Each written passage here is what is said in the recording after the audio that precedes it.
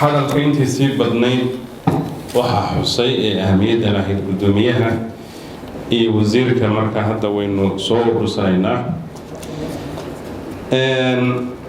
shirkani wuxuu daaran yahay, waxaan u maleynayaa muddo hadda laga joogo week in ka badan ayaanu halkan ku kulmaynay oo kula kulmaynay wasaaradaha kala duwan ee gacanta ku haya howlo masiiriya oo kuwaasoo saameyn kula dib u eegista dastuurka Soomaaliya. walaalayaal waxaynu ka dhareegsannahay dastuurka Soomaaliyeed qabiil qoraalkiisii u horreeyey in la dhamaystiray 2012. maantana waxaynu ku jirnaa 2019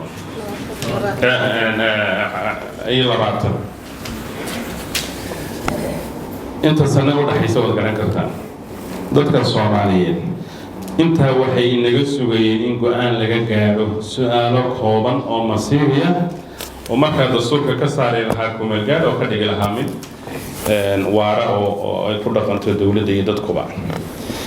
dadyowga ka dhul sugayay dhammaystirka dastuurka waxaa ka mid oo uguna mudnaa bulshaweynta ballaaran ee ku dhaqan magaalada Muqdisho oo ah caasimadii dalka Soomaaliya.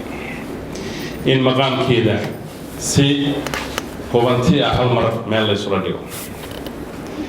dadkaasi waa dad ku nool duruufo adag oo amni darro, iyadoo sidaa tahay bay haddana dowladdii martigeliyaan.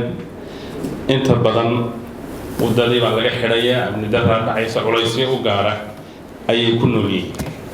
marka waajibna saaran weeye in su-aasha jawaabteedu ay soo dhowaato si loo helo marka autonomy maamulka uu helo wuxuu helayaa administrative autonomy xag maamul, xag dhaqaale iyo xag xuquuqeed. taasi waxay wanaajinaysaa oo kobcinaysaa dowlad wanaagga. marka xulashooyinka kala duwan ee suurtageli kara waxay noo soo bandhigi doonaa howlwadeennada wasaaradda arrimaha gudaha oo inala wadaagaya hababka ugu habboon ee adduun weynuhu uu u maareeyey maqaamka caasimadahooda iyo xaaladaha inagu geedaan sidii loo eegi lahaa. abwaanka weyn ee Soomaaliyeed ee la yiraahdo Maxamed Ibraahim Warsame Hadraawi ayaa toddobaatameeyadii u gabiyey magaalada Muqdisho xamar.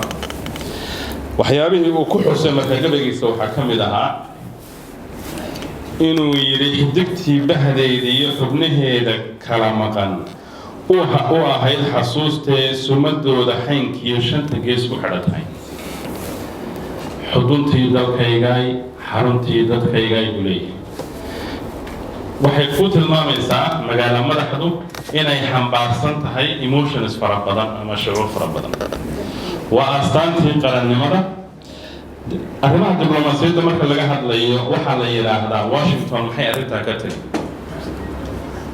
ama London maxay ka tiri. magaalo madaxdu waxay u dhigantaa dalkii oo kale. arrimaha qarannimada marka laga hadlayana waa ta hadda Hadraawi halkan uu ku xusayo oo dadkii Soomaaliyeed ee kala maqnaa ee kala baahsanaa ee taariikhdii aad aragteen soo maray ayay waxay u tahay guuleeya xuduntii isku haynaysay isu keenaysay. marka laba aragtiyood baynu rabnaa inaynu ku qeexno oo ku qiimayno maqaamka magaalada Muqdisho. mid waxa weeye xuquuqda dadyoga degan ee ku dhaqan say u heli lahayn political and economic rights labadaba, xuquuq siyaasadeed iyo mid dhaqaale.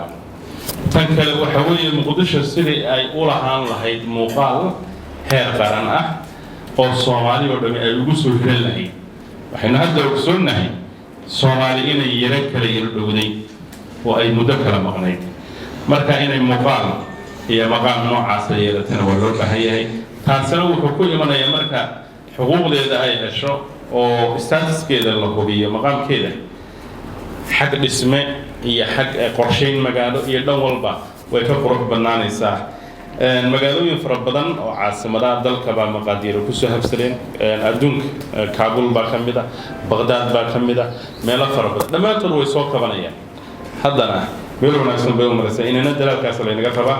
marka hadalkeedu ku dheeraan maayo waxaan u fasaxaynaa howlwadeennada bal inay noo soo bandhigaan oo aynu galno dood caafimaad qabta oo cilmi ku dhisan oo ixtiraamkeeda leh oo lagu tixgelinayo xuquuqda dadka degan magaalada muqdisho markaa mudane gudoomiye dhagahayaguna waa idin furan yihiin taladeennana waa dhegaysanaynaa insha allahu tacaala arrintaasna waxaanu ku rajo weynaa bal sanadkan dhammaadkiisa inay soo idlaato dawladiisa dastuurka kusoo idlaato waan mahadsantiin dhammaantiin waana furanaynaa shirkeen